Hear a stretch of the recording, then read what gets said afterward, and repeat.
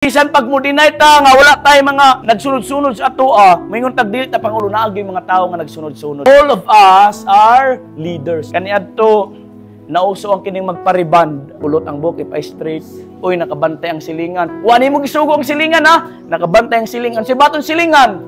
Magpay straight mo ng buhok. Uy, nagpabulaw ang silingan. Kung sa imong baton, murag nindot lagi kayo to. Bisag ang silingan, wala na siya magsugo nga magpabulaw pod mo. Ang silingan mga kita, magpabulaw pod siya buhok. Ay, ang kilay! Baga na kayo! Nakita na itong silingan, giupawan ang iyang kilay, unya din, gidrawingan, gipataas, anak diri. Ang silingan po nakabantay, ngun anaon din.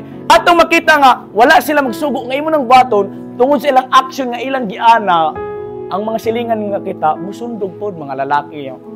Ang kilay nga, bagitan diri, pinaana. Bagitan po nila. Unya dayon ang buhok nga pinaana, ipaana pod. Unya dayon ang katong nga Korean, uso man kayto sa kining Korean sa una nga pinaana bitaw imo. Ang buhok Korean pero ang naong umbak. Kita pod no mga lalaki pod paana ko ng buhok diri no.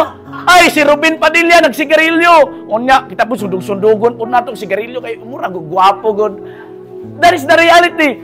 Bisag dili ka leader, musugot mo sa dili, naay mga tao nga nag-obserba sa inyo o magsunod-sunod sa inyo. Unsay imong buhaton, mo po'y buhaton sa uban. So, sa simbahan, bisag dili ta pangulo, simple lang ta, sa atong mataglingkod, sa ni kadako kami sa iguwali nga sa uban, sa dihang muundang na tao, di na ta mo simba din naay mga tao nga di na pod mo simba, kaya wala na ka nagsimba.